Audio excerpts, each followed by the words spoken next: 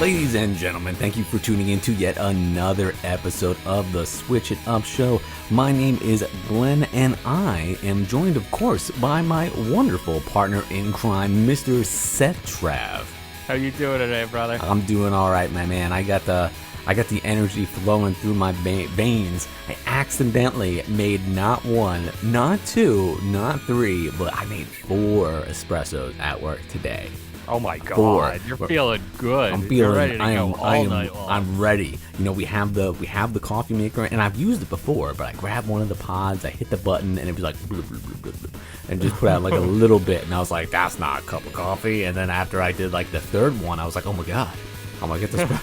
I'm like, well, I almost smell time. I'm like, I almost have a full cup now. I just gotta stay committed to it. And speaking of staying committed, we are committed to bringing you the best when it comes to the independent games on the Nintendo Switch here on the Switch It Up Show. And we have not one, but 2 reviews to talk about. But before we get into that, let's let these sweet beats ride.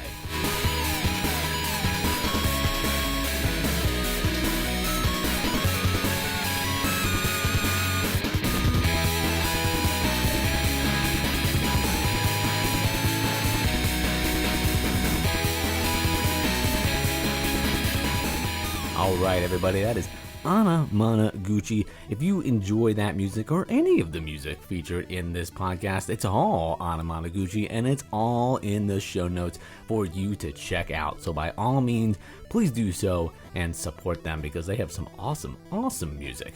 Now, let's get right into the first review today, and it's going to be Fatum Betula over on the Nintendo eShop. It's a Switch game, I gotta mention that, because, you know, we do dabble now and then in all types of different consoles. We do like to switch it up here on the show. But this game, going back to our roots, it is $5.49 on the eShop, and it's eligible for up to 27 gold coins when you make the purchase. It's rated T for teen. I feel like I never mentioned the rating on this show, but it's got a rather striking, like scary kind of the Ring Grudge artwork going on.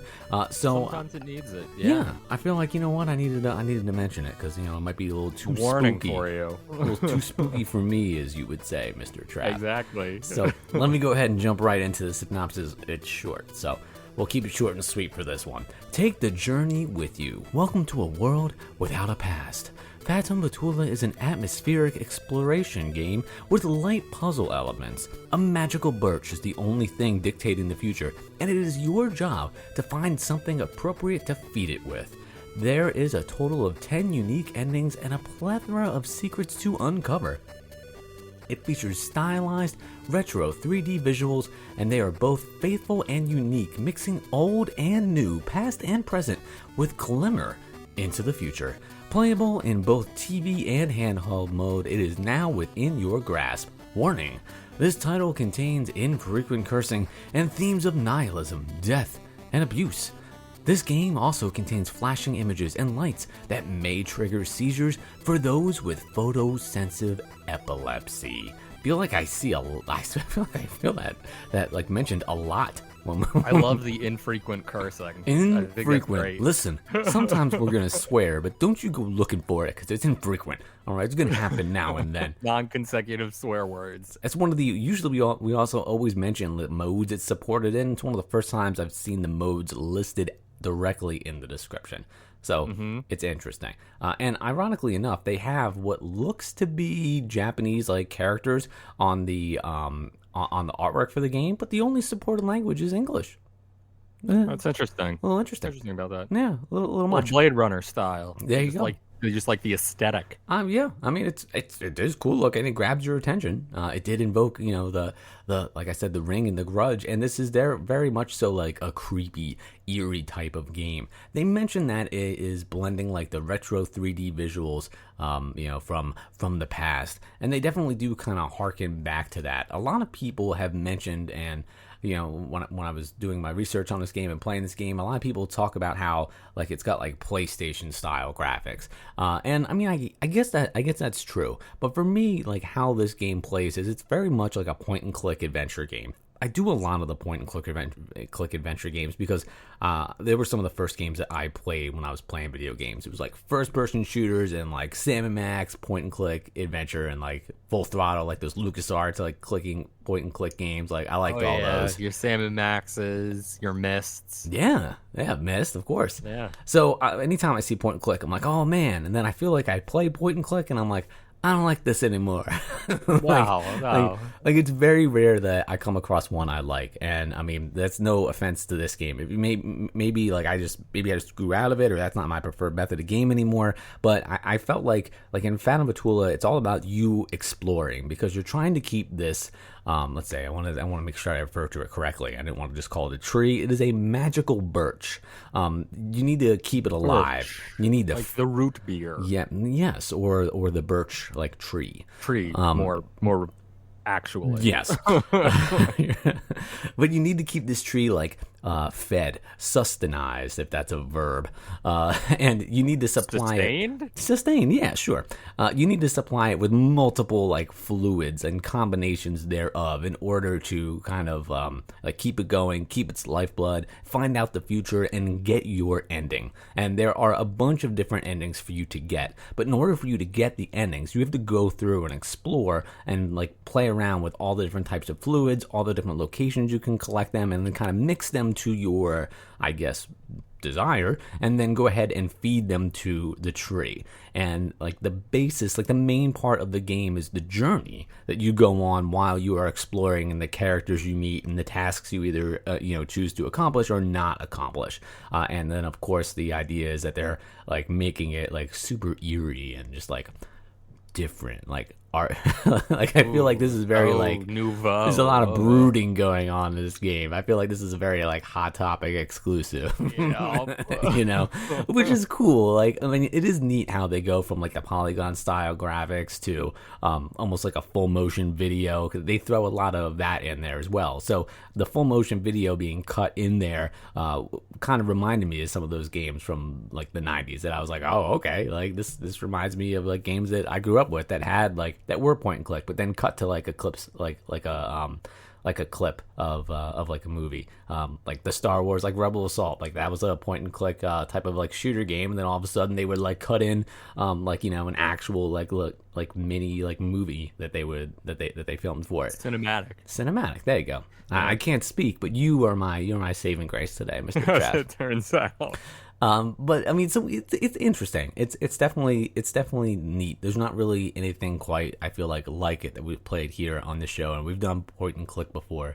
But it is cool how they blend the two styles together, and it's not quite your regular point and click because you're not just walking in the room clicking. You are on like a 3D like plane moving around the different levels. So there is more to it than like a flat 2D point and click. It's not like that. It's more like walk around and investigate rather than point and click. And I know you love going into like you're playing a game, you got to open every box in the room. Oh, 100%. There's games 100%. Like you got to break every jar. You've got to open up every chest. Yep. And destroy all the chairs. And some people like really get into that. Like I remember when I was playing The Last of Us, like you opened everything because you needed to open everything. You needed like every piece of inventory. And if you want to be able to find out all the endings of this game, you need to do the same. You need to explore.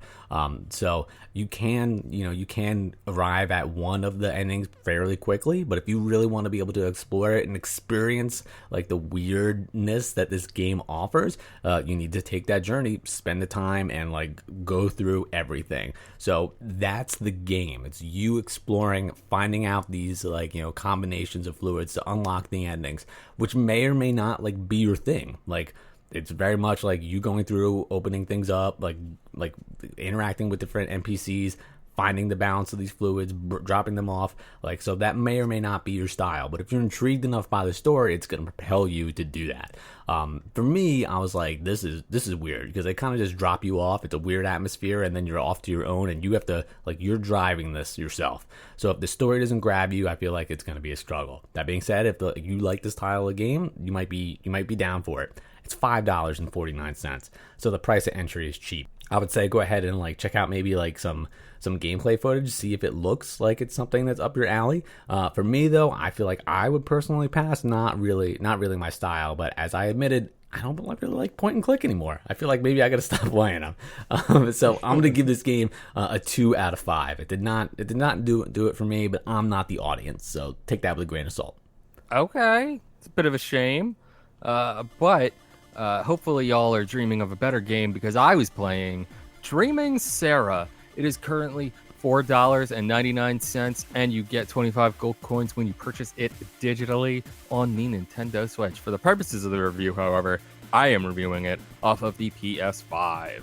The description goes, a creative homage to Japanese horror exploration games. Dreaming Sarah is a surreal adventure platformer game with puzzle elements, an engaging environment, an incredibly diverse cast of characters, and of course, a young girl named Sarah. Sarah has been in an accident and is currently in a coma.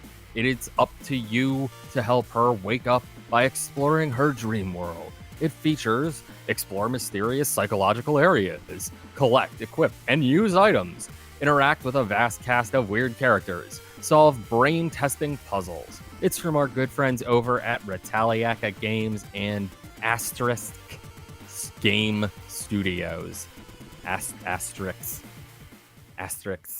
So, ladies and gentlemen, first and foremost, what I want to say about Dreaming Sarah is that it has an amazing soundtrack. That's going to be one of the first things that you will notice about this game is that the music is really, really good. Like I could get an OST of this and just jam out to it. I'm really into the music here, so it's really going to help you just exploring and going through and playing this sort of Metroidvanian style platformer.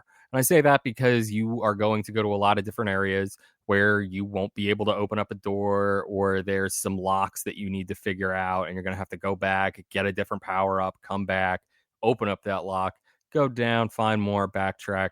You know the deal. You've played Metroidvanians before, I'm sure. This one differs by doing a lot of interesting things with like making it seem like it's kind of glitchy. It puts you in that sort of like corrupted, almost like I said, glitched out computer feel. There are a lot of different areas to this game, and each area does come with a very unique and different feel. Like I said, there's one where it feels like it's glitching out and you're in sort of a computer. There's another one where I swear you would be in the room with Prismo from Adventure Time. There's a forest level. I think I got into like a fire level, stuff like that. So it hits all the major notes that you would expect a classic platformer to hit. It's got the graphic styles of a good SNES game, I would say. It's that solid 32-bit pixel art kind of style. The story is there, but you kind of have to piece it together yourself. Like, you just kind of wake up in this field. The biggest drawback I would say to this game is that it is glitchy itself. I was playing this thing on the PS5, and switching between the weapons, for some reason, every now and then they just wouldn't work. It says that you need to actually equip certain things to have them work, but for a while they were working without it. Like, you use an umbrella an awful lot, and for a while it was just working, and I could just use it and have something else equipped. But all of a sudden it just stops, and I feel like that's a glitch of the game. Like, that doesn't seem right to me. And then there were other times where it just doesn't at all switch over to your stuff. It just ignores that you switched to the certain power and just doesn't equip anything. I don't know what that's about, but it felt a little irritating, to say the least, to me. Aside from that, though, the game was just a little bit short. I feel like it took me maybe 2.5 hours to beat the whole thing, maybe 3. Got all the trophies, love it. It's definitely fun to do all that stuff on the PS5 or any sort of PlayStation device, or maybe even an Xbox. Switch, unfortunately, still doesn't have that. But, ladies and gentlemen, because of all these things, I am going to give Dreaming Sarah a 4 out of 5. That's a pretty high score, despite you a couple idiosyncrasies. But Yeah, I think that it is short enough, and at that price point, it's decent enough that you will actually enjoy it. And the music alone, I'm bobbing my head to it. So, like, if you want to jam to a game, a nice quick run through with something, you're looking for a little platforming time for a weekend, pick up Dreaming Sarah. There you go. There you go, ladies and gentlemen. Thank you for tuning in to yet another episode. And stay tuned because we're going to be dropping. We have so many episodes coming out. We have a ton. We've got a lot of episodes coming out. And that's right. We're trying to do it every Friday, ladies and gentlemen. Be sure to stick around with us, subscribe, rate, like us anywhere you can on your podcast preferred streaming platform. We are doing it every Friday, the Switch It Up show. Tell your friends. That's right, and you can go ahead and subscribe regardless of whatever your platform is. We are on there, and if you don't like the episode you're listening to right now, jump into the back catalog because remember, you can always switch it up.